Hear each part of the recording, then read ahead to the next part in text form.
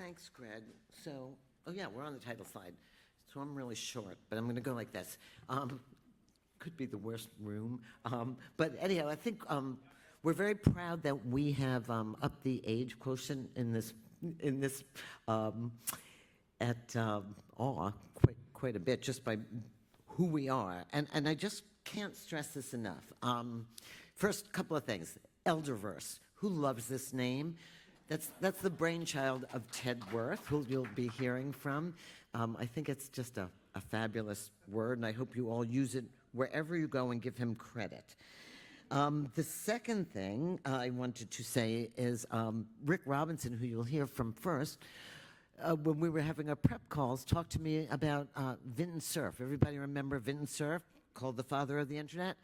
And as Vinton always liked to say, just remember who invented the internet.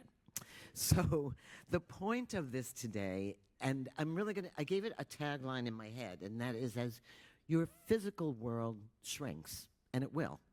There's no doubt for all of us sitting in this room that our physical world at some point will become smaller.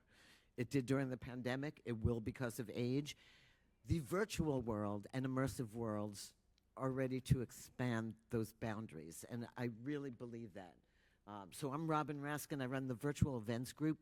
We're a group that talks about how to make better meetings and events wherever you go. My first job in high school was at a nursing home, and you had to take sensitivity training to show you what it was like to be an old person. I asked Dolly ChatGPT, to create this for me. They gave us oven mitts and dark glasses and headsets and said, this is what it feels like to be old. I think they forgot. They would have put hair in our ears if they could have thought of a way. But the idea was to develop your sensitivity. But I want to show you, we're going to talk a lot about what it feels like to get old with immersive technology. And it is, I'm just going to rattle off some of the benefits we're seeing documenting already. Social connection, mental stimulation, physical therapy and exercise, pain management and therapeutics, relaxation, rehabilitation, travel and exploration, entertainment and enjoyment, all from a device. So we're going to kick off with our speakers and then hope that you'll ask questions too. This is a huge opportunity, an underrepresented market, and a lot of return on investment for people who get this right. And with that, I'm going to turn to our first speaker, Rick. Can I call you Rick? I can call you anything. Rick Robinson runs the Age Tech Collaborative as part of AARP, and he'll tell you more about what that's like. I'm not going to introduce you to everybody now because you'll just forget. So Rick, go ahead. Hey, everybody. Thank you for that intro. I'm Rick Robinson. I'm the Vice President and GM of the Age Tech Collaborative from AARP, which I guess you can read. This is, thank you. This is a program that's been around for about 3 years. We launched it.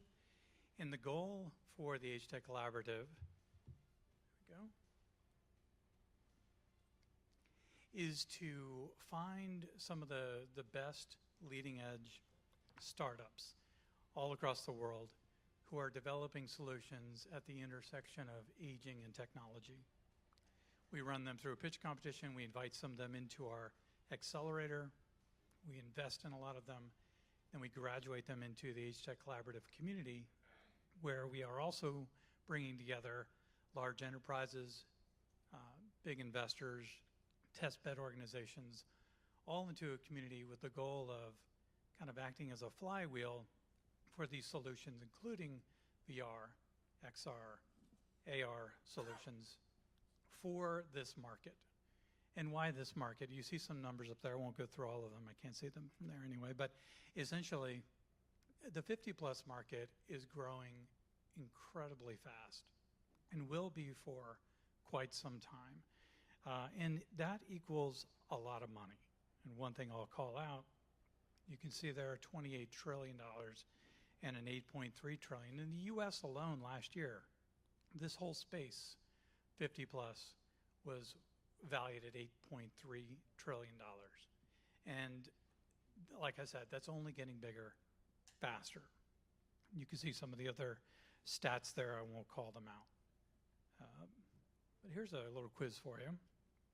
If the 50-plus population in the U.S. was a country, it would be the world's what largest economy? Anybody? You got it.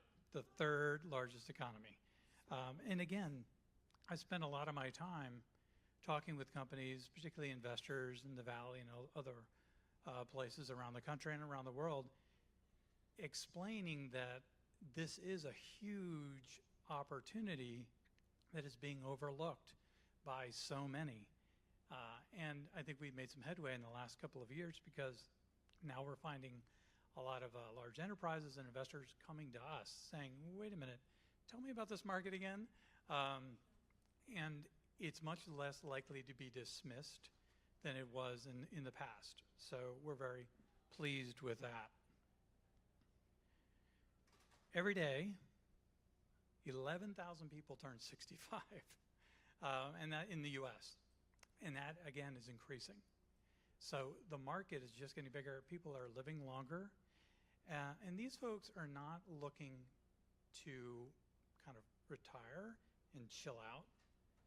They want to be active. And if they can't be active, they want to be virtually active.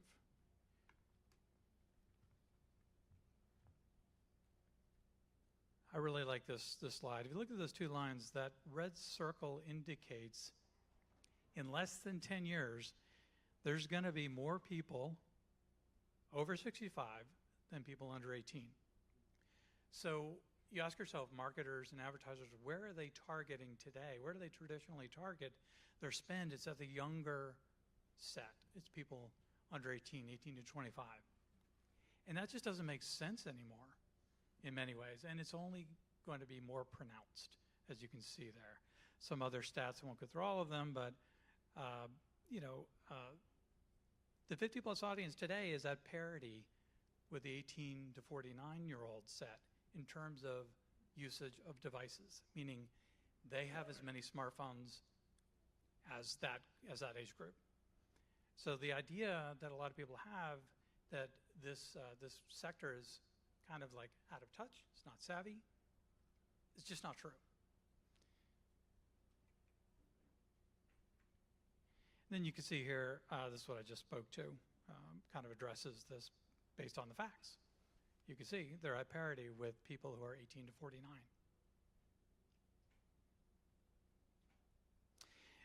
And getting back to some of the companies that we have brought into the collaborative, these are just a few examples. Some of them you might be familiar with.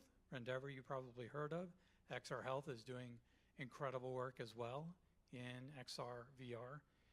Flowly is a newer company that we brought into the collaborative, all of them using VR, XR to address issues and to improve the lives of people who are over 50. We at the HI Collaborative, before we were the collaborative, we were the innovation lab, and we actually built a VR product called Alcove. And it was a very, very successful product where you could travel virtually, you can do some virtual therapeutics, you can interact with other people. This is only a few seconds here. And we ended up selling that product to Rendeavor, a company we worked with to build it, because ARP is not set up really to be that kind of a product company. We knew Rendeavor was more appropriate to actually run and push out that product. So we're very invested in this space and just looking for more companies doing more interesting things. And if you know of any, tell them to check out htechcollaborative.org. Yeah, or if you are any of them, you know who to go see. So that's one type of elder audience. And with plenty of money to spend, with a lot of leisure time, and a lot of interest, a lifetime of interests. So moving on, I'm going to introduce you to Ted Werth. And as I said, if you missed this, Ted coined the word Elderverse. His company is Mind Immersive, and it is the leading provider of immersive digital therapeutics.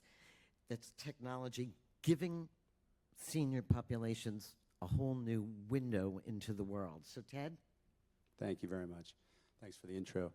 Yes, I'm Ted Werth with Mind Immersive, and we provide VR and XR and spatial computing experiences to seniors, specifically the older adult audience, across the spectrum of care in assisted living, memory care, skilled nursing, veteran homes, hospice, etc. Any place where seniors are being taken care of. So I want to ask a quick question. Who here is getting younger? Okay, who's getting older? Okay, who has an older relative, parent, or grandparent? So everybody here can identify with the aging process, whether you feel like you're an older adult or not. You know what it's like to be aging, and we can all identify with it. And I think that's important to know when we look at the aging market as a market, that it is really something that everybody can identify, and it touches everyone. I want to show a quick video of how older adults are actually using Mind Immersive today.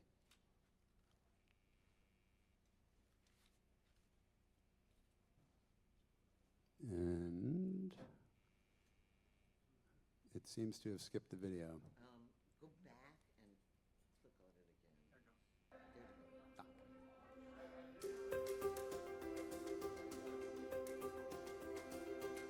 again. Oh, this is nice. How realistic. Oh my goodness. You see them? Yes, they're huge. It's like you're actually there. How did you like it? I love it.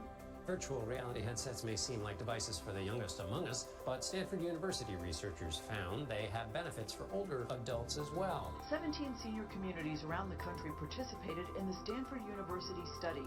Nearly 80% of participants felt more positive, and about 60% said they felt less isolated. 83% said it benefited their relationship with caregivers. For more on the study, we're joined by one of its authors, Jeremy Balinson. What we found is that the magic of Experience VR, it improves people's mood, it gives them something to talk about. Therapists are also using this technology to help in a medical way. Rose will use the goggles during a couple of her daily therapy sessions. This is the future of therapy. Using virtual reality, we can address coordination, range of motion, develop life skills, and much more.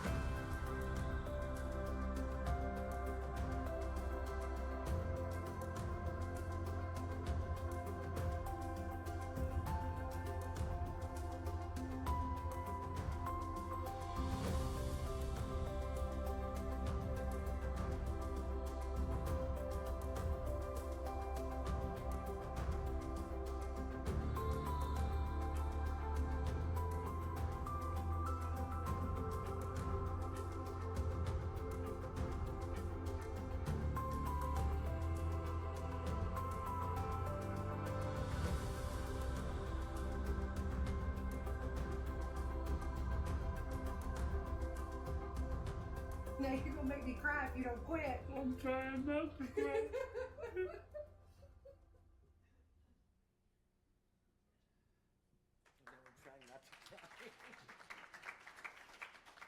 I think hopefully for people who haven't necessarily seen older adults using VR, it really is touching to witness it in person. It was a real aha moment for me personally the first time we were beta testing it and went into a senior home, and the smiles and the joy that was elicited and came out of people's faces, we were just like, okay, there's really something here. So now, flash forward, we're fully operational in hundreds of communities all across the US and Canada, Australia, and the UK. We have a whole range of content from what could be called entertainment or activities, engagement, life enrichment, recreational therapy, all the way to fully physical, occupational, cognitive, and mental health therapies, a whole set of modules. And I want to encourage any of the developers that are in the audience that this is a really big market, and there's a lot of opportunity for developing new apps and games and exercises. And we create some of the content ourselves. We also license in from third parties. So we're always interested in people who are developing stuff that might be applicable to this audience. That's so, thank you. And yes, that really was, and Ted has done this stuff for the World Economic Forum. Yeah, and World Economic Forum did a Stanford- really beautiful video showcasing this whole thing you can find on our website. Stanford Longevity Research study also. So really there's a wealth of empirical knowledge and heart-tugging knowledge. But I bet you're all sitting there in your seats thinking like, okay, so who's the technician? Who's going to actually go into these places every day and deal with whatever, technical problems, training staff? And so I want you to meet our next speaker, Trent Hermen. And Trent runs selective rehabilitation, which goes into senior living facilities. Am I going to say this correctly? And offers immersive world, XR, VR, rehabilitation of all kinds. So I thought it was so important that you understand from a practitioner's point of view what the senior market looks like. So, Trent? Thank you very much. Hello, my name is Trent Hermen. I'm the Vice President of Business Development for Select Rehabilitation, occupational therapist by background, so I'm a clinician. We operate in 46 states. We operate in about 2,800 communities, and we have 22,000 clinicians nationwide. I've been having a blast rolling out this technology with Mind Immersive in our clinics. What we find so great about it is it just opens up such a large world to our residents, where it used to be just bound by the walls of the therapy gym or even the patient room if they can't get to the therapy gym. There's so much more that we can do. The ease of use has been amazing. Right here is an example. The clinician has their tablet. They can dictate everything that's going on that the client is seeing, evaluate as they're performing in that virtual space. They can change it up if need be, if it's too difficult, if it's too easy. There's a significant number of things that we can do.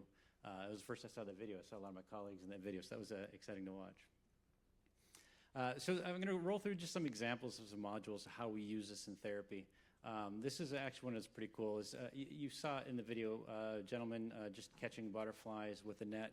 Our clinicians looked at this with the Mind Immersive and said there's a lot more that we can do with this. So there is a therapeutic technique called PNF patterns that increases neuromuscular control and muscle, just neuroregeneration post-stroke. And we worked with Mind Immersive to have those butterflies fly in that specific pattern. So we know exactly where the upper extremity range of motion is going with those residents, and we can control. A couple things that we definitely found out is they had a lot more fun. They tried harder, and you try harder, you get better outcomes. So it's been a pretty cool module that we use a lot. This is pretty exciting. You talk about getting outside the therapy walls. So years ago, when I was back treating patients, we would build mock-ups of grocery stores in the therapy gyms. Significant cost, significant use of space, not necessary anymore.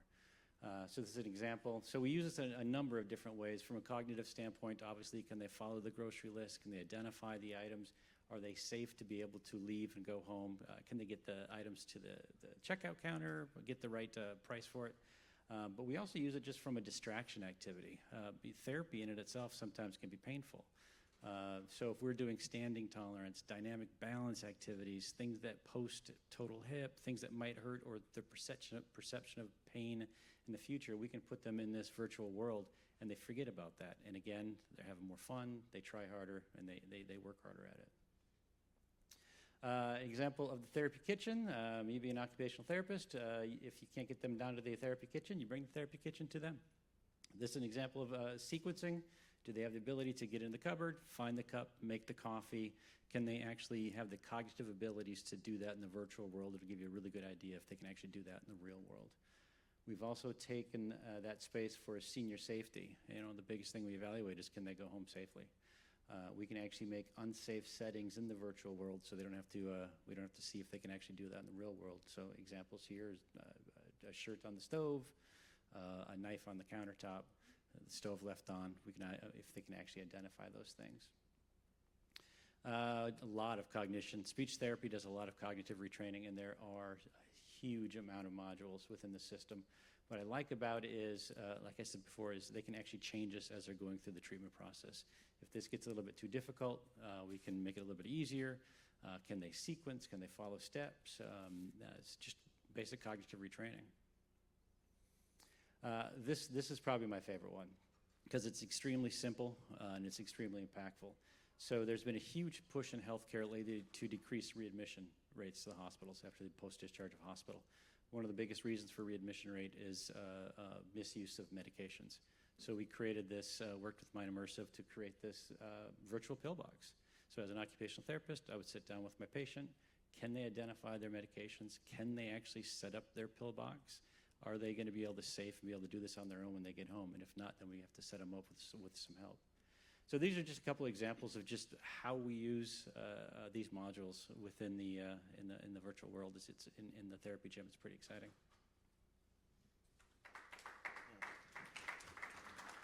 So I'm going to move to our next speaker in a moment. But are there questions? I mean, what we just saw all across is pretty moving and empowering. Any questions before we're going to go right to the maker of this equipment? Questions? So let me tell you, when you go out on the show floor, spend some time looking at the increased micro contact that new devices will have, because dexterity is a problem, was a problem with early VR and haptic devices, and you're going to see some serious improvements. And that is why I want to introduce Jeff Pohlman, our final speaker from HTC. There are a lot of companies making headsets. Not like us. But some companies don't pay attention to the full spectrum of users the way HTC does, I think. My opinion.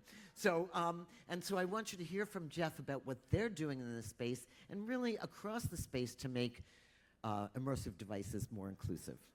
Well, I don't have slides, but I have a backstory, and then I have show and tell. As my colleagues smirk when they heard that I'm the maker of these things. I feel like I've been on this. Can you move one seat in so the camera can get you? No, but this covers up my balding. Oh my God. It was planned. Just go this way. Yeah. We've never had so much talent on one stage, right? How's that? Better? God, I was just getting into my story, my backstory. I feel like I was just actually thinking about this when I was watching the videos, and I work really closely with Chris and Ted, for better or worse. I started this journey when I was about 10 years old. My mom is a dietitian, and she worked in elderly care facilities, and I grew up in Montana, and she would take me with her to work. And I would look at the isolation and the loneliness, and it was not lost on me at a very young age. And I would see, and my mom would stay after her shift to feed them, and it was an amazing thing. And then she transitioned, and she started working at the VA. She actually started at Hines in Chicago, which was right after the Vietnam War. And then she worked at the VA hospital in Helena, Montana. And she would tell me these stories about the aggression, and it was dementia, it was Alzheimer's, it was PTSD. And so now, flash forward, and I find myself working at HTC Vive, and I have this extraordinary opportunity to work with Chris and Ted. Yeah, I'm good. And see the amazing impact that they're having on a daily basis. And I just strive to have a job with a purpose. I was an investigative journalist for a long time. I'm almost done with the backstory. And now this is one of the best parts of my job. It's really amazing to see. It's not about gaming. It's, that's what came up in Chris's panel earlier. Fun is fun. But this is a demonstrable impact on people's lives. And it's amazing to see. So now, back to the guy who makes the headsets. Okay, so it doesn't matter whether you're 18 or 88. It needs to be intuitive, should be intuitive. It should be comfortable, so ergonomics are very important. And so a couple years ago, we came out with the Vive Flow, which is about 189 grams. Quick, does anyone know what that is? Cup of coffee. Cheater. It's about a cup of sugar. So it's super lightweight, right? So this is, for someone who is in their 80s or 90s, this is super easy. You just put it on. It's like a pair of big sunglasses, lightweight, easy to use, no strain on the neck. We've taken some really good input from the Mind Immersive team, and we're going to continue to improve things here. But it has to be super easy, super accessible. And so that's what's great about this. And there's diopters on the inside that make it super easy to adjust for your eyesight. My eyesight's getting worse and worse, so I appreciate that very much. But very proud of this piece of technology. very lightweight, pretty inexpensive, and it's being used by Mind Immersive across the country. You passing around? Sure. I would love to say that there's one under every chair for you. But to the No, I lucky, mean the to audience. the lucky winner. Okay, sure, pass it around. And this is our latest headset. This is the XR Elite. It is quite a bit heavier, but there's nice balance with the battery pack on the back side. This is also being used by Mind Immersive in Stratford Pines in rural Michigan. I think it's going to be deployed in more locations around the country and around the world. It's about a third the price of Apple Vision Pro, about a third of the weight. Very versatile. I would say it's a good experience. Some of the videos that you saw, catching butterflies, they're using the XR Elite, but it's also really good for clinicians. And there's going to be some big improvements that are coming in the fall and into 2025 to improve things. But it's, the fact of the matter is, we talk a lot about how immersive learning is so much better and how much more information the clinicians can pick up and improving caregiving, the way that caregivers take care of people, right? But here's the great thing. We're also now using AI to figure out cost savings. And we're going to share with Mind Immersive soon and others how much better it is when you use VR and bring it into an environment, whether it's a manufacturing plant, a hospital, fewer mistakes, more streamlined care. So these are, we're a company of first. We came out with the first full solution headset way back when. We came out with the first smartphone before that. So we're very excited with the last couple of headsets we have. I can throw this one around to take a look at as well. But again, we have lots of big plans coming for the fall to make things even easier, lighter, more comfortable for people to use. Yeah. So, and I think you're in the Taiwan booth, yeah? Here? Is that true? We do have a couple people, yeah. Okay. Yeah, So with our you software solution, yeah. You should definitely check that out. But really, such a great example of industrial design. But here's my question to you. So I go to Best Buy and B&H and Amazon. I don't see a lot of older folks shopping there. So how does the sales process work? Does it have to be institutional? Is it, I buy it for, I've bought things for my grandchildren. I share with my mom, but how does the buying process for this work? Well, sure. You can go to Amazon and you can buy any one of our headsets, but it's really the most important place is to go to the partners. If you have a relative that has an issue with dementia or Alzheimer's, cognitive decline, you find the Mind Immersives, and then that's where you get the solution. So you can buy it in the traditional way, but it's really through our partners that it's probably that makes the most sense. And Trent, you've got like hands-on with staff. Like the staff have to know how to use this as much as the patients. Talk to us about what that's like. Yeah, the learning curve is really short, which is nice. So, therapists use a number of tools during the therapy session. This is just a really cool tool. So all they really have to do is just familiarize themselves with the different modules in there, and they'll find a way to put that into their therapy session. So they're really, when you come in after hours, they're playing. You find that out, Yeah. yes. Right. Catching Right. butterflies. And Rick, you said something earlier about the number of devices that people over 50 or 60 have compared to younger ones is equal. I'm going to almost challenge you and say they're more, because if you look at so many seniors can now age in place and live at home because of devices, and so maybe monitors. I don't want to mention product names. Talking devices, and soon AI. AI is going to be huge to be able to talk in natural voice. So Yeah, you're right. And somebody mentioned earlier, the loneliness epidemic, which is an epidemic in the U.S., and the caregiving crisis. These are two areas that we focus on a lot. Everyone in this room will probably at some point be some kind of a caregiver, and you will probably be surprised. It will probably happen suddenly. Millions of people in the U.S. today are, and they're looking for ways to assist and to help them. And technology like this can help alleviate some of the burden taken on by family caregivers. Certainly, in the loneliness sector. There's I had several spirited conversations with people who would counter by saying, putting someone inside of a VR experience, you're isolating them.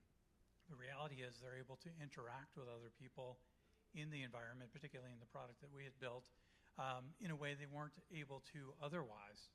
My argument, and maybe it's because I started, building products for the internet in the early 90s, I'm kind of maximalist, but I do believe that people, particularly those who are isolated, are able to have experiences and to eat into that sense of isolation using this kind of technology.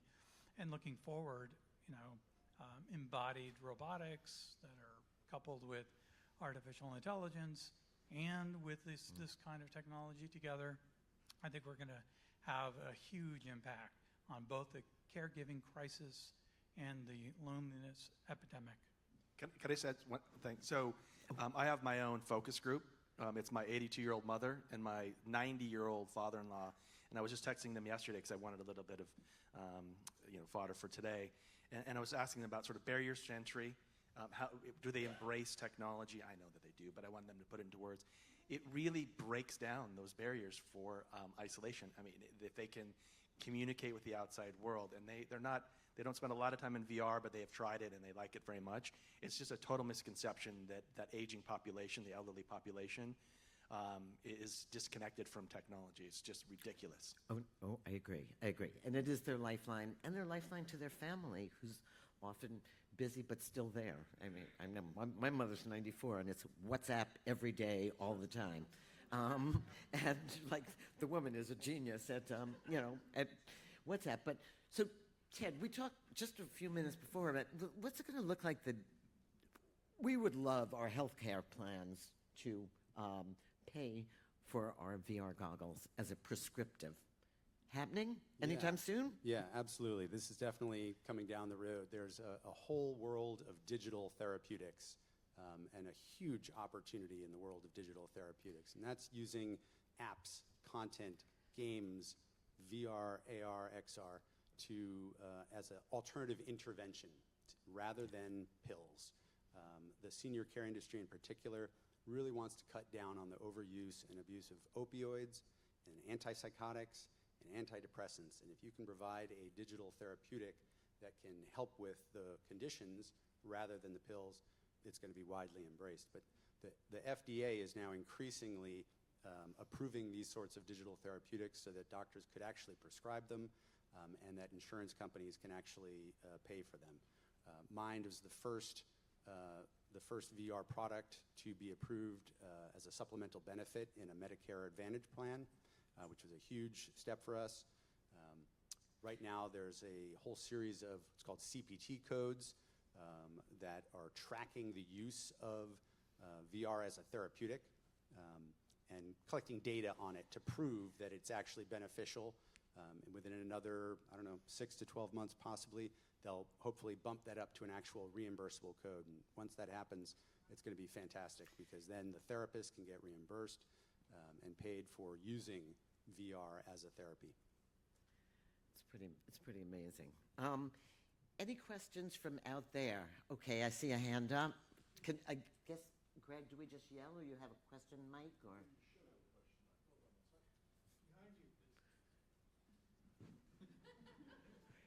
Okay, we're in the right place. We're in the Elderverse. Right. Use one of ours.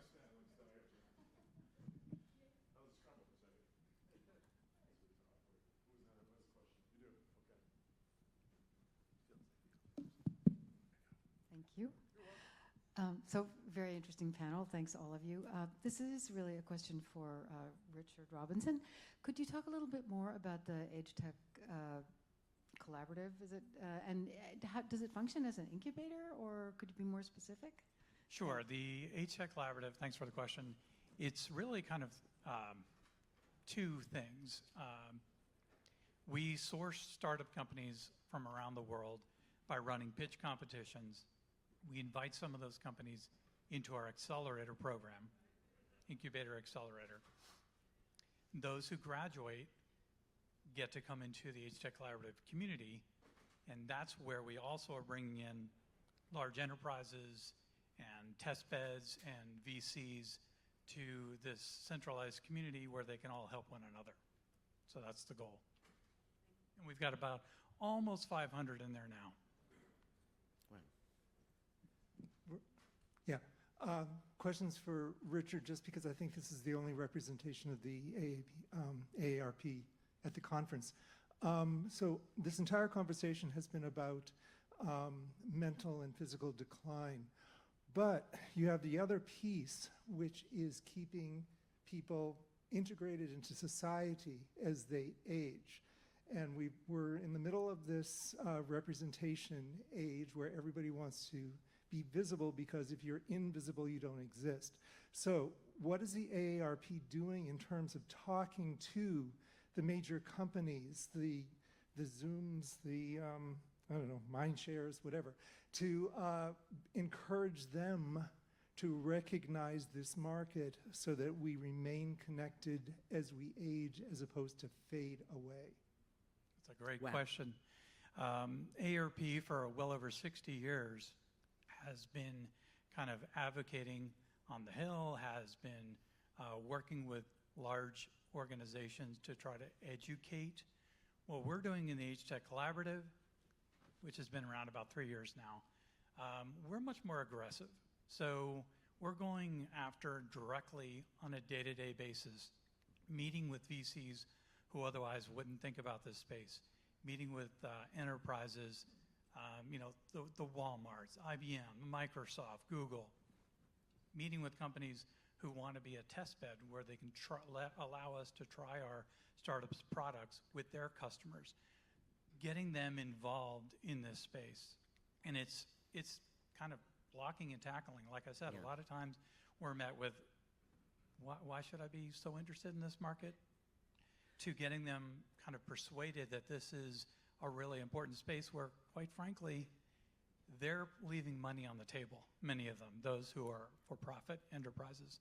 So we're doing this in a small team. We've got about 20 people, but we are very assertive, very aggressive in growing the Age Tech Collaborative. And the goal, of course, like I said, is to get these entities who otherwise wouldn't really be thinking about this space, along with all these startups and entrepreneurs who are thinking about it, and then further, going to entrepreneurs who otherwise might build the next social app to get them to think about and build for this market, and pull them into the collaborative and say to them, look, you can get funding. Here's the VCs. You can cut deals. Here's some large enterprises. That's the dream, is to bring them together into this community where this can all happen. So we're doing this on a day-to-day basis. My team is back there right now doing that. We do it by, one-to-one conversations, going out to conferences, setting up, attending conferences, holding our own conferences and bringing people in through a whole slew of different means of interacting with the market. It is amazing, really quickly. So I spend a lot of time with journalists, and these are anchors of well-known shows and editors at well-known media outlets. They have no idea what's going on in the enterprise space. It's stunning to me.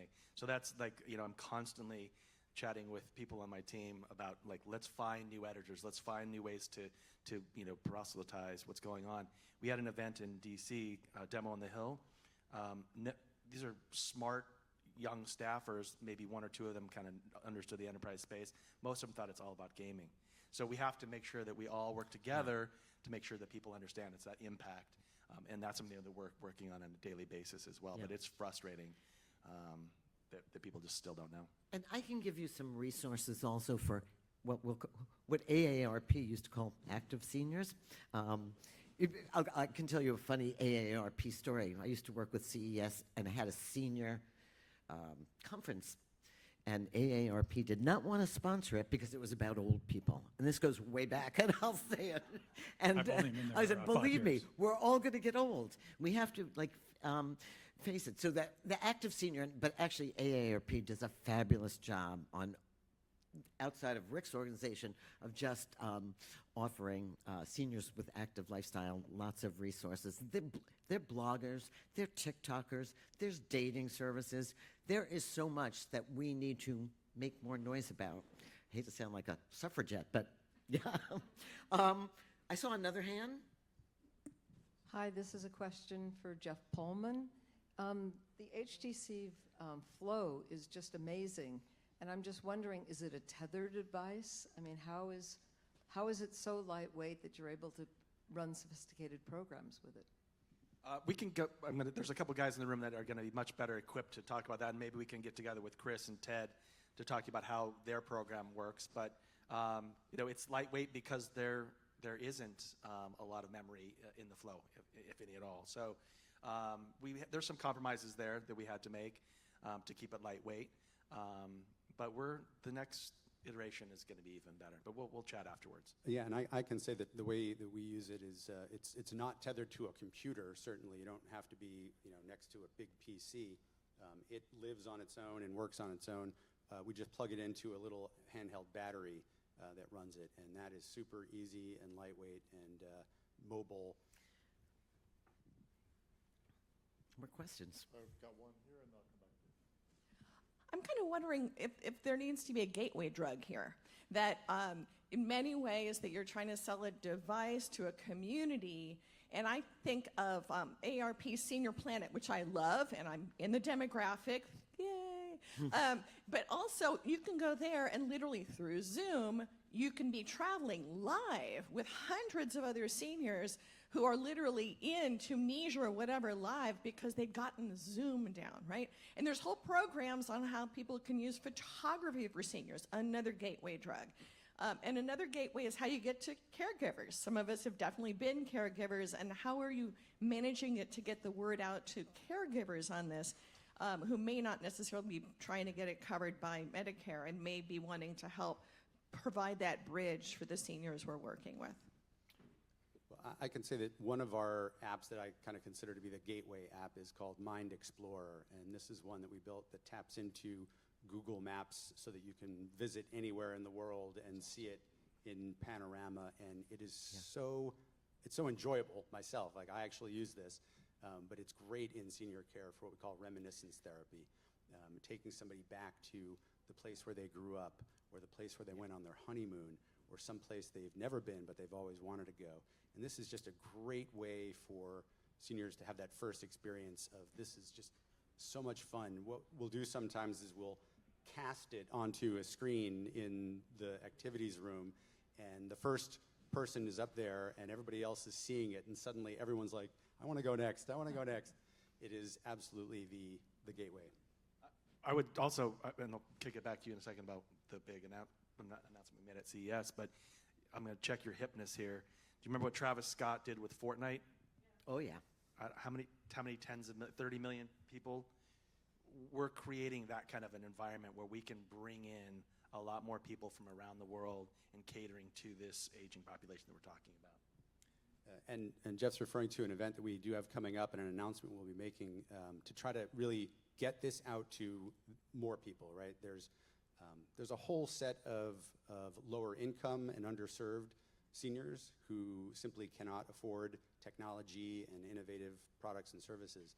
And so we've partnered with several great corporate partners like HTC and AT&T and Netgear and the CTA Foundation to basically create a nonprofit program that allows big donors to donate and roll Mind Immersive out into lower income senior homes that otherwise couldn't do it. And so later in July, we're going to have a big event about this. We'll be able to announce our first major donor and the coverage area. We're going to do a whole thing in the New York metro area we're very excited about. And Caitlin Sullivan's going to sell this story to every news outlet, right? We're on it. We're going to go home and write.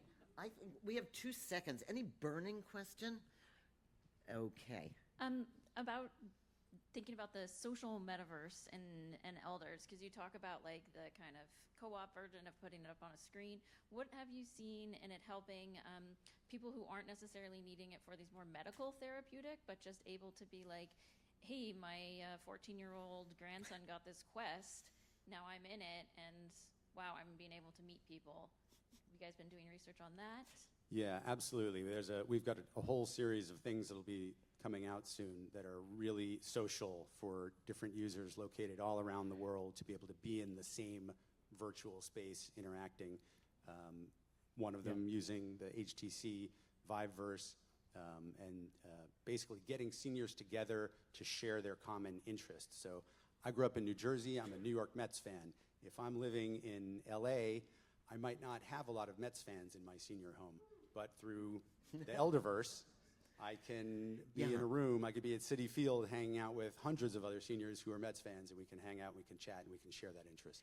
And co-sharing across the generations is kind of hysterical. I play with my 12-year-old grandson, and I can just tell you, I always say, oh, look at that, those gorillas love me. He goes, they don't love you, they're trying to kill you. So there's a big gap, but we learn from each other, and he's, trying to teach me what he does. And so I think, don't want to be like partial, but I think this is one of the most empowering, exciting sessions here, and I hope that when you all leave this room, you just realize how expansive and immersive the world can be, no matter what age you are. And please, let's give it up for a fabulous bunch of panelists.